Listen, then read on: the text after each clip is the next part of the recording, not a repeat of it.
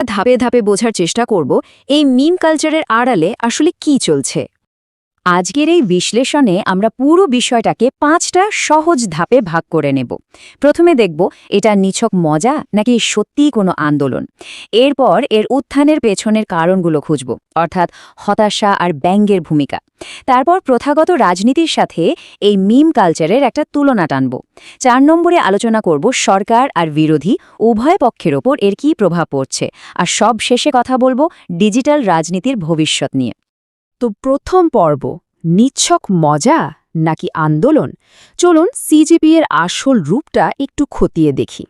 এখন সবচেয়ে চমকপ্রদ বিষয়টা হলো এই নামটা, সিজেপি মানে কাকরোর জনতা পার্টি। অনেকেই নামটা শুনেই হাসি উড়িয়ে দিচ্ছেন, কিন্তু একটু ভেবে দেখুন তো ইতিহাস আমাদের কি শেখায়। সাধারণ মানুষ যখন প্রচলিত সিস্টেমের উপর থেকে পুরোপুরি বিশ্বাস হারিয়ে ফেলে, তখন স্যাটায়ার বা ব্যঙ্গই হয়ে ওঠে প্রতিবাদের সবচেয়ে ধারালো অস্ত্র। মানুষ যখন দেখে সোজা কথায় কোনো কাজ হচ্ছে না, তখন তারা এই হাসির মোড়কেই নিজেদের ক্ষোভ উকড়ে দেয়। এই যে তেলাপোকা বা কাকরোচ ম্যাটাফর, এর একটা দারুণ তাৎপর্য আছে। তেলাপোকা যেমন যে কোনো চরম প্রতিকূল পরিবেশেও ঠিক বেঁচে থাকে, ঠিক তেমনি দুর্নীতি আর রাজনৈতিক নাটকও যে কোনো সরকারের আমলেই কোনো না কোনোভাবে টিকে যায়। এটা কিন্তু সিস্টেমের ভেতরের পচনটাকে একদম নিখুঁতভাবে সবার সামনে তুলে ধরছে।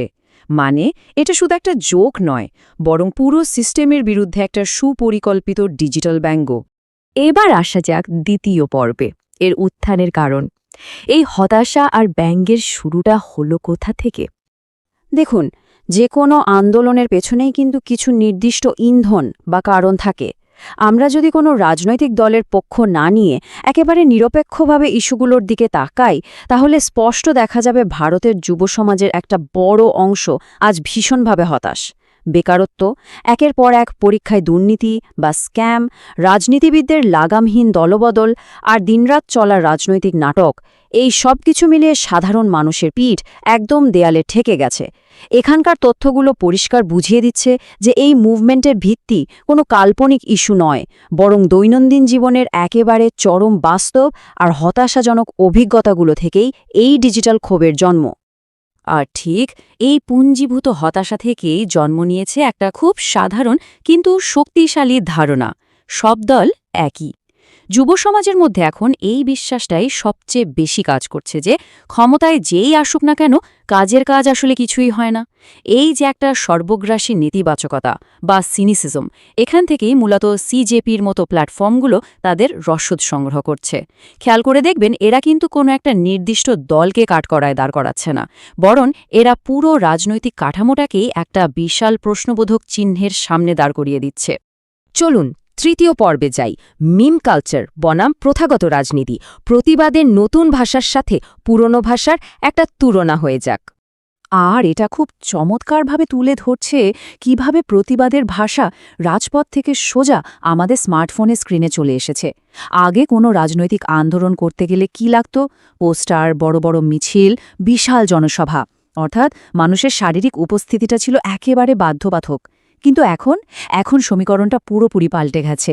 এখন একটা ভাইরাল রিল বা একটা ট্রেন্ডিং হ্যাশট্যাগ মুহূর্তের মধ্যে লাখ লাখ মানুষের কাছে তাদের জমানো ক্ষোভ পৌঁছে দিচ্ছে। ডিজিটাল যুগে প্রতিবাদের এই যে তাৎক্ষণিক বিস্তার, এটাই কিন্তু প্রথাগত রাজনীতির জন্য এখন সবচেয়ে বড় চ্যালেঞ্জ হয়ে দাঁড়িয়েছে। এখানে আর একটা বিষয় খুব পরিষ্কারভাবে বোঝা দরকার। সিজেপি এর সবচেয়ে বড় শক্তি কিন্তু কোনো প্রথাগত রাজনৈতিক আদর্শ বা নির্দিষ্ট কোনো ইশতেহার নয়। তাদের মূল কাজটা হলো মানুষের এই হতাশাকে দারুণ সব ডিজিটাল কন্টেন্টে পরিণত করা। আজকের এই ডিজিটাল যুগে ন্যারেটিভ বা বয়ানি হলো আসল খেলা। তারা সাধারণ মানুষের রাগ আর হতাশাকে অস্ত্র হিসেবে ব্যবহার করে এমন সব কন্টেন্ট বানাচ্ছে যা মানুষ খুব সহজেই রিলেট করতে পারে আর একে অপরের সাথে শেয়ার করতে পারে। এরপর চতুর্থ পর্ব, সরকার আর বিরোধী। এই দুই পক্ষের ওপর এর প্রভাবটা ঠিক কতখানি? মজার ব্যাপার হলো, এই ভাইরাল মুভমেন্টটা কিন্তু একই সাথে সরকার এবং বিরোধী দল উভয়ের জন্যই সমান হুমকি তৈরি করছে। সরকারের জন্য সবচেয়ে বড় বিপদ হলো মানুষের মুড বা মেজাজ বদলে যাওয়া। এই যে অনবরত ব্যঙ্গ বা ট্রোলিং চলছে, এর ফলে সাধারণ মানুষের ভেতর থেকে সরকারের প্রতি যে একটা ভয় কাজ করে, সেটা কেটে যাচ্ছে এবং মুহূর্তের মধ্যে বড়সড় ইমেজ ড্যামেজ হচ্ছে। অন্যদিকে বিরোধী দলের জন্যও কিন্তু পরিস্থিতি মোটেও স্বস্তিদায়ক নয়। যুব সমাজ যখন মূলধারার রাজনীতিকেই আস্ত একটা কমেডি শো মনে করতে শুরু করে, তখন তারা প্রথাগত বিরোধীদের ওপর থেকেও পুরোপুরি আস্থা হারিয়ে ফেলে। মানুষ যখন বলে আরে এরা তো সবাই একই, তখন কিন্তু বিরোধী দলের ওপর থেকেও ভরসাটা একদম উঠে যায়। এবার আসা যাক আমাদের পঞ্চম ও শেষ পর্বে, ডিজিটাল রাজনীতি আর এর ভবিষ্যৎ। সুতরাং সবচেয়ে গুরুত্বপূর্ণ বিষয়টা হলো বাস্তবতার নিরিখে ভোটে জেতার সমীকরণ। সোশ্যাল মিডিয়ায় কোনো কিছু ভাইরাল হওয়া আর বাস্তবের ব্যালট বাক্সে গিয়ে ভোট জেতা দুটো কিন্তু সম্পূর্ণ আলাদা বিষয়। একটা নির্বাচন জিততে গেলে কি লাগে? লাগে মাঠ পর্যায়ের কর্মী, শক্তিশালী সংগঠন, অর্থের জোর আর নিশ্ছিদ্র বুথ ম্যানেজমেন্ট। এই নিরপেক্ষ রিয়ালিটি চেকটা আমাদের মনে করিয়ে দেয় যে সিজেপি এর মতো ডিজিটাল প্ল্যাটফর্মগুলোর কাছে আপাতত এই সব বাস্তব সম্পদের চরম অভাব রয়েছে। তবে মাঠ পর্যায়ে তাদের কোনো সংগঠন না থাকলেও এখানে একটা বিশাল যুগান্তকারী পরিবর্তনের ইঙ্গিত কিন্তু স্পষ্ট। সিজেপি হয়তো এখনও সরাসরি কোনো ভোটে লড়বে না, কিন্তু তারা এটা প্রমাণ করে দিয়েছে যে ভবিষ্যতের রাজনৈতিক আন্দোলনগুলো আর শুধু রাস্তায় সীমাবদ্ধ থাকবে না। ডিজিটাল স্পেসই হয়ে উঠবে রাজনীতির সবচেয়ে বড় যুদ্ধক্ষেত্র, আর সেই যুদ্ধের একেবারে প্রথম সারিতে দাঁড়িয়ে নেতৃত্ব দেবে এই ধরনের স্যাটায়ার আর্মি বা ব্যঙ্গ বাহিনীরা। ডিজিটাল প্রতিবাদের বিবর্তনের ধাপগুলো একটু খেয়াল করলেই বিষয়টা পরিষ্কার হয়ে যাবে।